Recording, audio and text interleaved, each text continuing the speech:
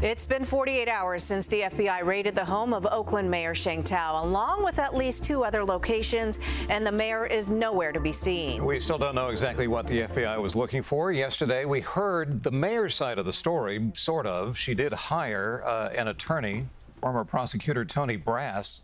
He suggested that there is no evidence that Thao is actually the target of the FBI investigation and that she had no idea it was even happening.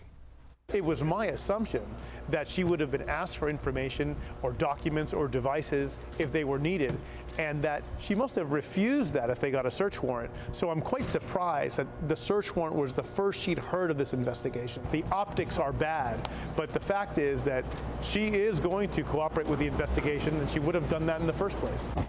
Brass also said Mayor Thao is working from a remote location because of the media circus around the raids, and that she will release a statement sometime next week. A former chief of staff for Thao believes she should resign following the raid at her home. Agents interviewed her about a year ago. While the FBI hasn't linked Mayor Thao to any kind of wrongdoing, the former confidant of the mayor spoke out. Dahlin joins us now in studio with more on this developing story. Da? That's right. I first met this former chief of staff, Miss Rania Webb, back in November 2022 during a Sheng Thao campaign event. A few months later, she contacted me saying that, hey, I resigned from the Thao office because of concerns over pay-to-play allegations. And I asked her for evidence at the time. It was just her words. Fast forward to this Thursday, the FBI raid. We decided to talk to her again. This is Miss Webb's side of the story. And then they said I met her at her birthday party that she had up in Montclair. Rania Webb worked closely with and had access to Sheng Thao that few people had for a year and 4 months.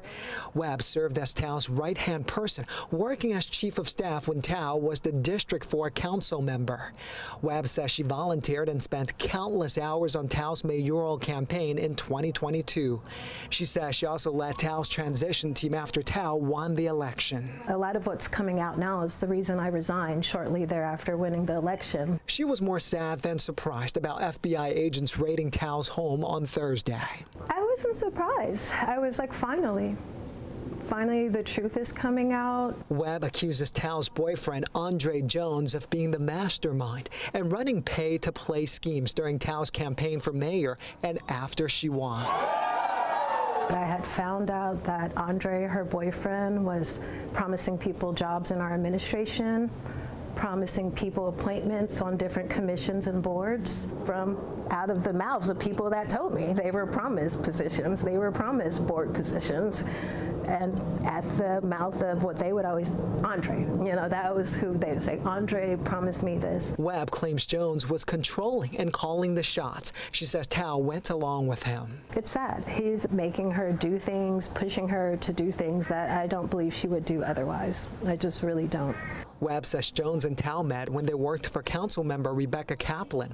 Jones was Kaplan's chief of staff, and Thao was an intern. When I first mentioned to Sheng at the house that got raided yesterday that people were coming to me, you know, what Andre had promised them, and her response to me was, just ignore Andre. You're going to be making close to $200,000.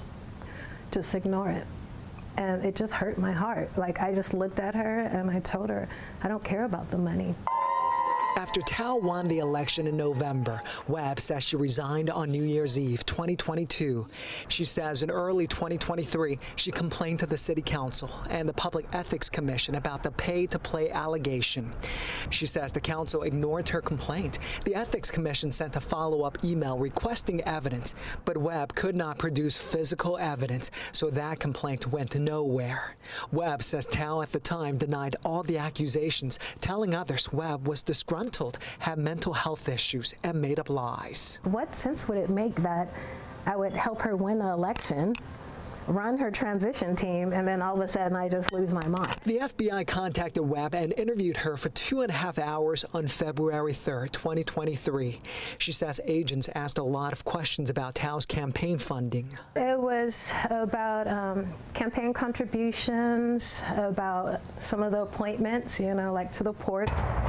Webb says the FBI agents did not offer specifics about their investigation at the time, and she doesn't know if the FBI raid is related to the pay-to-play allegation.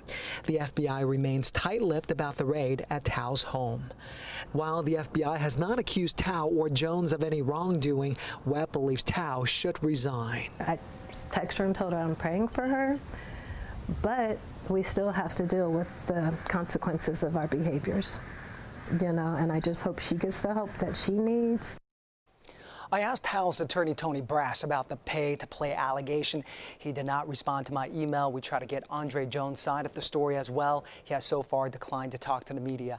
It's unclear if Jones has retained an attorney at this point. I know that both of you have worked on the story. I guess when you go to the FBI and simply say, why'd you raid her home? They just say, we're not saying. No comment. No comment. And that is the question that everybody is trying to find out, because if you're going to raid the mayor's home, such a public official's home, it suggests something bad. It can't be good. And so by them not saying anything, it is driving a lot of people nuts as well. Can you give me any timetable about, we'll tell you next month. FBI speed, we don't know. No idea. It could be months. Okay. It could be next year. All right. Thanks, Doc. Thank you so much, Doc.